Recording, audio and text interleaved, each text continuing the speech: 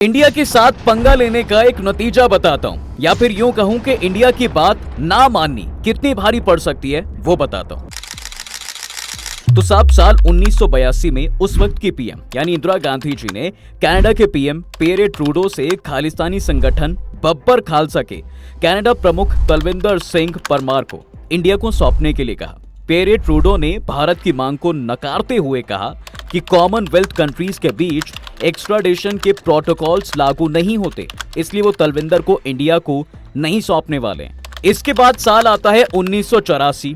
जून 1984 में Indian army ने अमृतसर के गोल्डन टेम्पल से खालिस्तानी उग्रवादियों को उखाड़ फेंकने के लिए ऑपरेशन ब्लू स्टार चलाया, जिसके बाद खालिस्तान आंदोलन को बढ़ावा मिला।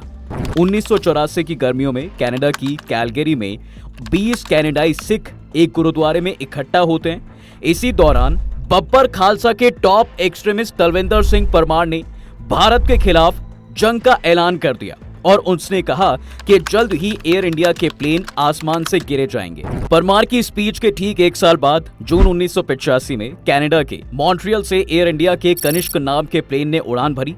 इसे लंदन होते हुए बॉम्बे जाना था, लेकिन रास्ते में आयरलैंड के पास ही इस प्लेन में ब्लास्ट हो गया, जिसमें कुल 329 लोगों की मौत हुई। इन 329 में से 270 कनाडा के थे। इन्वेस्टिगेशन में पता चलता है कि इसका मास्टरमाइंड बब्बर खालसा चीफ तलविंदर सिंह परमार ही था, वही परमार जिसे इंडिया को सौंपने के लिए कनाडा ने इनकार कर दिया था। अब आपके मन में ये सवाल आ रहा होगा कि यार अचानक से अब ये किस्सा बताने का क्या तुक बनता है। दरअसल एक बार फिर से ऐसे ही हालात हैं। जी हाँ, फिर से कुछ एक्सट्रीमिस्ट के चक्कर में कनाडा इंडिया से पंगा ले रहा है और इस बार हालात शायद पहले से खराब ही है। दरअसल 13 अक्टूबर को कनाडा ने इंडिया को डिप्लोमेटिक कम्युनिकेशन के जरिए एक चिट्ठी भेजी। आरोप लगाया कि इंडिया के हाई कमिश्नर और हाई कमीशन के कुछ अधिकारी एक मामले में संदिग्ध हैं। इंडिया के विदेश मंत्रालय ने इन आरोपों का जवाब दिया। इंडिया ने कहा कि कनाडा के आरोप अनएक्सेप्टेबल हैं। ये जस्टिन ट्रूडो की वोट बैंक पॉलिटिक्स है, जिसके तहत इंडिया पर बेसलेस एलिगेशंस लगाए गए हैं।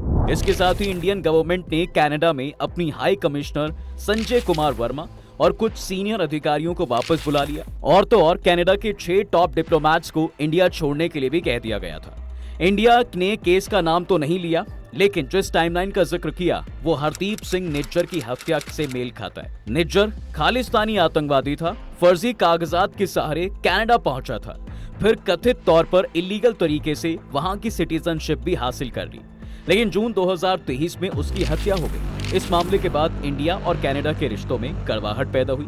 दरअसल सितंबर 2023 में ट्रूडो ने कनाडा की संसद में कहा था कि इस बात का पुख्ता सबूत है कि निज्जर की हत्या में इंडियन गवर्नमेंट के एजेंट्स शामिल हैं। ट्रूडो के आरोपों पर इंडिया ने गहरी नाराजगी जताई थी और तो और कनाडा के हाई कमीशन से कई डिप्लोमेट्स को बाहर भी निकाला था। हालांकि हाई कमिश्नर के सस्पेंशन की नौबत नहीं आई थी। अब ट्रूडो सरकार ने एक बार फिर से इंडिया को लपेटने की कोशिश की है। अब की दफा सीधा इंडिया के हाई कमिश्नर को जांच के दायरे में लाने की बात कही गई है। जवाब में विदेश मंत्रालय ने कनाडा के प्रतिनिधि को समन भेजा, उनके सामने नाराजगी जताई, फिर अपने हाई कमिश्नर को वापस बुला लिया और उनके हाई कमिश्नर समेत 6 डिप्लोमेट्स को इंडिया छोड़ने के लिए भी कह दिया। माने ऐसा लग रहा है साहब कि अब पानी सर से ऊपर चला गया है। तो क्या हमेशा से ही इंडिया कनाडा के रिलेशन ऐसे रहे हैं?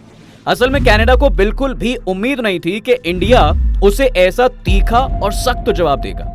इसलिए ट्रूडो ने आनन फानन में प्रेस कॉन्फ्रेंस बुलाई, इंडिया पर गंभीर आरोप लगाए और साथ ही ये भी कहा कि वो इस मुद्दे को G7 और 5 आइज देशों के सामने रखेंगे। यानी हाल फिलहाल में तनाव कम होने की कोई गुंजाइश नहीं दिखती है। एक्सपर्ट्स का मानना है कि ट्रूडो ये सब अपनी पॉलिटिक्स के लिए कर रहे हैं, खासकर सिख वोट बैंक की पॉलिटिक्स। इस बारे में हम वीडियो में आगे डिटेल में बात करेंगे, लेकिन पहले एक नजर जरा इंडिया कनाडा के रिश्तों पर भी डाल लेते हैं। देखिए, दोनों देशों के बीच रिश्ते शुरू से खराब नहीं थे, बल्कि कई सालों तक न सिर्फ रिश्ते अच्छे थे, बल्कि कनाडा बहुत अच्छा दोस्त था जो इंडिया की मदद भी आगे आकर करता था। लेकिन फिर दोस्ती को नजर लग गई। अब अगर शुरू से बात करें तो दोनों देशों के बीच डिप्लोमैटिक रिलेशंस की शुरुआत जो है 1947 में हुई थी। जब देश आजाद हुआ था तब से दोनों देशों के बीच रिश्ते बन गए थे। इसके बाद इंडिया के पहले प्रधानमंत्री यानी पंडित जवाहरलाल नेहरू साहब अक्टूबर 1949 में कनाडा के दौरे पर गए और वहां उन्होंने संसद के जॉइंट सेशन को एड्रेस भी किया था। इसके बाद ये अच्छे रिश्ते और मजबूत तब हुए जब 1950 और 60 के दशक में कनाडा ने इंडिया को कई इंफ्रास्ट्रक्चर प्रोजेक्ट्स में मदद की थी। अब सब कुछ अच्छा चल रहा था और फिर साल आता है 1974 का। इन अच्छे रिश्तों में पहली दरार 1974 में आई जब इंडिया ने पोखरण में पहला न्यूक्लियर टेस्ट किया। कहा गया कि इसके लिए इंडिया ने कनाडा से मिले न्यूक्लियर रिसर्च रिएक्टर का इस्तेमाल किया था, जिससे कनाडा काफी नाराज हुआ। दरअसल हमने कनाडा से भी ये नहीं बताया था कि ये न्यूक्लियर रिएक्टर हम किस लिए ले रहे हैं, और यहाँ कनाडा को लगा कि भाई इंडिया ने उसे धोखा दिया है। फिर 1980 का दशक आता है। इंडिया में खालिस्तान आंदोलन ने रफ्तार पकड़ी। सरकार ने इसके खिलाफ ऑपरेशन चलाया। इस दौरान कई खालिस्तानी चरमपंथी भागकर कनाडा पहुंचे। उस वक्त पियर ट्रूडो कनाडा के प्रधानमंत्री हुआ करते थे। इंडिया ने उनसे कार्रवाई की अपील की, मगर कोई असर नहीं हुआ।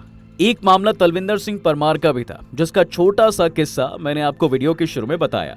1981 में वो पंजाब में 2 पुलिस वालों की कर कनाडा भाग गया।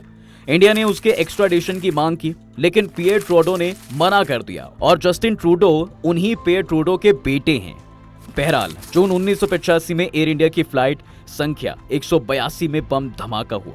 इसमें सवार सभी 329 लोग मारे गए। तलविंदर परमार को इसका मास्टरमाइंड बताया गया, मगर उसके खिलाफ कभी कोई कार्रवाई नहीं हुई। इस घटना में सिर्फ एक शख्स को सजा मिली, वो भी जेल से छूट चुका है। फिर आता है साल 1998 का।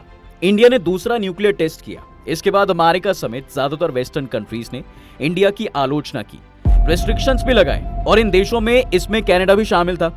हालांकि थोड़े वक्त बाद तल्खी कम होने लगी। साल 2000 में तत्कालीन अमेरिकी प्रेसिडेंट यानी बिल क्लिंटन साहब इंडिया के दौरे पर आए। इसके बाद बैन और रेस्ट्रिक्शन में ढील दी जाने लगी, और बाकी के पीछे पीछे कनाडा ने भी वही रुख अपनाया। अब आता है साल 2006 और स्टीफन हार्पर कनाडा के प्रधानमंत्री बनते हैं। स्टीफन हार्पर कंजर्वेटिव पार्टी के लीडर थे। बीबीसी की एक रिपोर्ट के मुताबिक हार्पर ने खालिस्तान और न्यूक्लियर टेस्ट को पीछे छोड़कर इंडिया से बातचीत फिर से शुरू की। उनका मकसद तमाम चीजों को पीछे छोड़कर बिजनेस और एजुकेशन पर फोकस करने का था, जिसका नतीजा ये रहा कि उनके दौर में खालिस्तान का मुद्दा लगभग गायब हो गया था। स्टीफन हार्पर 2015 तक कनाडा के पीएम रहे और इंडिया के साथ अच्छे रिश्ते उन्होंने रखे। लेकिन इसके बाद फिर 2015 में लिबरल पार्टी की सरकार बनती है और जस्टिन ट्रूडो कनाडा के प्रधानमंत्री बने। बस फिर क्या था, पिता की राह पर बेटा भी चल निकला, और उनके सत्ता में आते ही रिश्ते जो है बिगड़ने लगे। Sikh vote bank politics. अब सरकार बनाने के बाद साल 2016 में जस्टिन ट्रूडो ने कहा कि उनकी सरकार में मोदी सरकार से ज्यादा सिख हैं। इसको गैर जरूरी बयानबाजी के तौर पर देखा गया, लेकिन ये ट्रूडो की अपनी पॉलिटिक्स के लिए फायदेमंद था। दरअसल कनाडा में सिखों की आबादी लगभग 8 लाख है। ये कुल जनसंख्या का 2% है, लेकिन इसके कंपैरिजन में संसद में उनका रिप्रेजेंटेशन 4% है। यानी वो किसी भी सरकार को बनाने बिगाड़ने में एक बड़ा रोल प्ले कर सकते हैं। ऐसे में जस्टिन ट्रूडो इन्हें अपने साइड से कहीं नहीं जाने देना चाहते, और इन्हीं को खुश रखने के लिए वो इस तरह के बयान दे रहे हैं, ऐसा लगता है। अब जहां तक खालिस्तान समर्थकों की बात है, ये आबादी का बहुत छोटा हिस्सा है, लेकिन कनाडा की लोकल पॉलिटिक्स में उनका अच्छा खासा दबदबा है। इनका गुरुद्वारों पर कब्जा रहता है, और इसके जरिए वो सिख वोटर्स को प्रभावित करने की ताकत रखते हैं। एक एग्जाम्पल जगमीत सिंह का भी आता है। वो खालिस्तान के समर्थन के लिए कुख्यात रहे हैं। उनकी न्यू डेमोक्रेटिक पार्टी के पास कनाडा की संसद के निचले सदन में 25 सीटें। अपने दूसरे कार्यकाल में ट्रूडो ने उन्हीं के सहयोग से बहुमत जुटाया था, मगर सितंबर 2024 में एनडीपी ने सपोर्ट खींच लिया। इसके बाद से ट्रूडो सरकार मेजॉरिटी से माइनॉरिटी पर आ गई, जिसकी वजह से ओपोजिशन वाली conservative party no confidence motion ला चुकी है। मगर ये इसलिए पास नहीं हो रहा है क्योंकि एनडीपी उस नो कॉन्फिडेंस मोशन का सपोर्ट नहीं कर रही है, वरना ट्रूडो को बहुत पहले कुर्सी छोड़नी पड़ती। माना जा रहा है साहब कि जगमीत सिंह इसका इस्तेमाल बारगेनिंग चिप की तरह कर रहे हैं, और इसलिए ट्रूडो को अभी भी उम्मीद है। कनाडा में अगला आम चुनाव अक्टूबर 2025 तक होना है। अगर ट्रूडो की सरकार पहले गिरती है तो चुनाव जल्दी कराने होंगे। आज के वक्त में कनाडा के अंदर ट्रूडो की पॉपुलैरिटी सबसे खराब लेवल पर है। इप्सोस के एक सर्वे के मुताबिक महज 28% लोग उनको प्रधानमंत्री के तौर पर देखना चाहते हैं। कहा तो ये भी जा रहा है कि इस वजह से वो एंटी इंडिया सेंटीमेंट को तूल दे रहे हैं, इंडिया पर गंभीर आरोप लगा रहे हैं। ऑब्जर्वर रिसर्च फाउंडेशन यानी ORF में स्ट्रेटेजिक स्टडीज प्रोग्राम के डिप्टी डायरेक्टर विवेक मिश्रा के मुताबिक ट्रूडो के इस इंडिया विरोध की असल वजह मेजॉरिटी का मैजिक नंबर आने की है। उनका कहना है कि जो भी लोग डिप्लोमेसी को समझते हैं उनको यही लग रहा है कि ये ट्रूडो की डोमेस्टिक पॉलिटिक्स की बौखलाहट है। डिप्लोमेसी का तो ये भी मतलब होता है कि आप पीसफुल तरीके से दिक्कतों का सॉल्यूशन निकाल लें, लेकिन ट्रूडो को सीधे इंडिया के टॉप डिप्लोमेट्स पर आरोप लगा रहे हैं। जांच की बात कर रहे हैं। असल में कनाडा में अगले साल इलेक्शन है और ट्रूडो की हालत ठीक नहीं है। उनकी रेटिंग्स गिरी हुई हैं। जगमीत सिंह की पार्टी ने पहले ही कह दिया है कि वो लिबरल पार्टी से किसी तरह से बातचीत नहीं करेंगे। ऐसे में ट्रूडो सिख वोट बैंक को अपने साथ लाना चाहते हैं।